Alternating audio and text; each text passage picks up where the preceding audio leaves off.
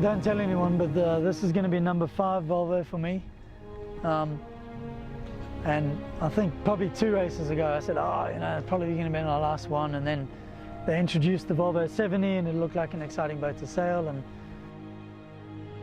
you know, my first race was in 1997-98 on Chessie, and back then, you know, it being your first race, and I think for the majority of the guys in the crew it was their first race, and it was 50% adventure and 50% race, you know, and probably as the race progressed it became less of an adventure and more of a race.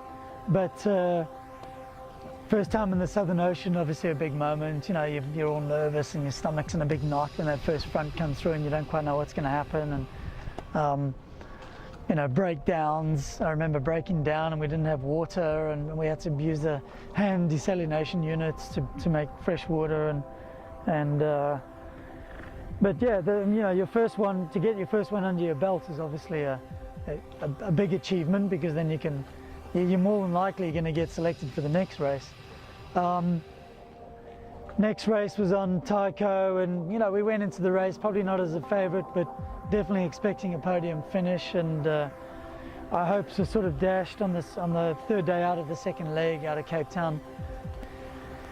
So we knew it was going to be a long race and just trying to get onto the podium, and we almost made it. We went into the last leg, 3 boats tied for 3rd, and you know, we sort of got the raw end of the deal, ran out a bit of a breeze going down the Swedish coast, and ended up 4th overall, and so it was a little disappointing, but when I think back, you know, we did break our rudder, we did forfeit a leg, and so I guess the result wasn't that bad after all. And the next race was Movie Star.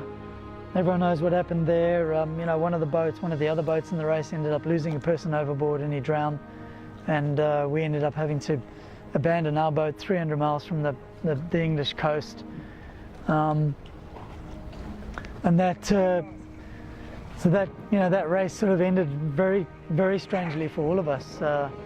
No one, you know, expected abandoning a boat. I mean, I never, when the call came to get off the boat, and we sort of thought that was going to be the call, but obviously when that call comes, it becomes a bit of a shock to you, and having to get in a life raft and wave goodbye to your boat.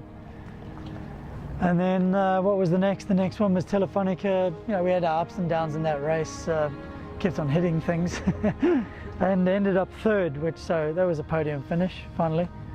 And obviously this next race I'm doing with PUMA, and we have a good team and a good boat and a good sail program. And well, I started sailing I started sailing Optimist when I was 7,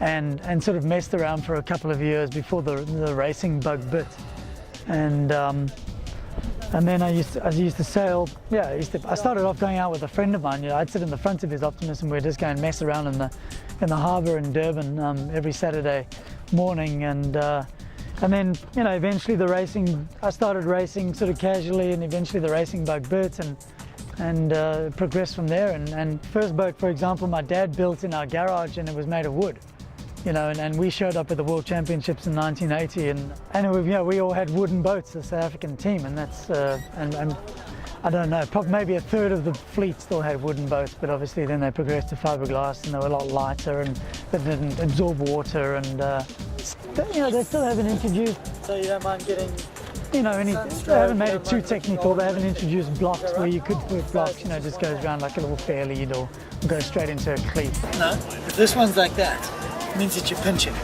too much into the wind. And you want the water streaming like that. If this one's up, it means you need to ease your sail a little bit until both of them are flying beautifully like that.